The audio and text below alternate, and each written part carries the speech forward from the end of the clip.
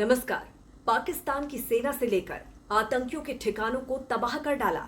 अब तो खुद पाकिस्तान के पीएम शहबाज शरीफ भी खुलेआम बोलते दिख रहे हैं कि भारत ने पाकिस्तान का सबसे हाई प्रोफाइल नूर खान एयरबेस उड़ा दिया है।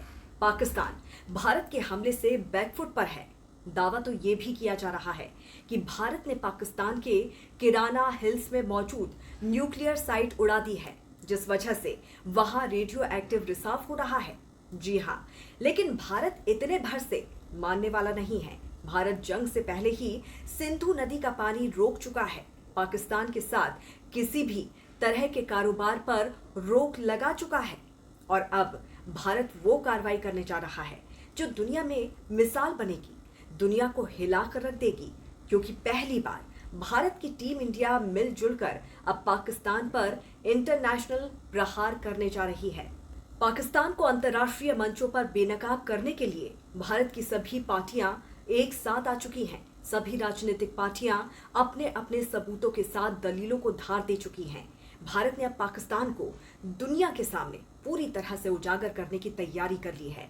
पहलगांव में हुए आतंकी हमले और उसके जवाब में किए गए ऑपरेशन सिंदूर के बाद अब देश की राजनीतिक पार्टियां एकता दिखाते हुए पाकिस्तान को कूटनीतिक स्तर पर घेरने में जुट गई हैं और इसी के तहत केंद्र सरकार ने सभी पार्टियों के सांसदों को मिलाकर एक खास प्रतिनिधि मंडल यानी कि डेलीगेशन बनाया है, जो अलग अलग देशों में जाकर पाकिस्तान की झूठी बातों को बेनकाब करेगा और बताएगा कि भारत आतंकवाद को किसी भी कीमत पर बर्दाश्त नहीं करता।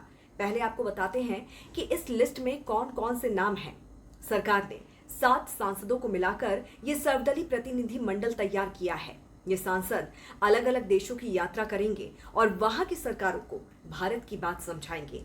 इन सांसदों में ये नाम शामिल हैं: कांग्रेस सांसद शशि थरूर, बीजेपी सांसद रविशंकर प्रसाद, जेडीयू सांसद संजय कुमार झा, बीजेपी सांसद बैजयंत पांडा, डीएमके नेता कनिमोई करुणानिधि और एनसीपी सांसद सुप्रिया सुले, शिवसेना सांसद श्रीकांत शिंदे।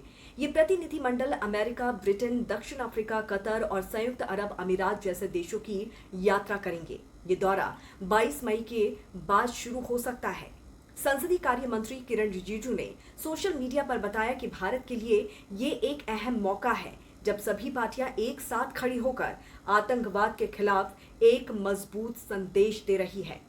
उन्होंने कहा कि ये मोदी सरकार का उद्देश्य साफ है कि दुनिया को बताना चाहती है कि भारत की आतंकवाद के खिलाफ जीरो टॉलरेंस की नीति है और इस मुद्दे पर देश की सभी पार्टियां एक मत हैं, एक साथ हैं। ये भारत का एक बड़ा कदम है ताकि दुनिया पाकिस्तान द्वारा फैलाए जा रहे आतंकवाद की सच्चाई जान सके।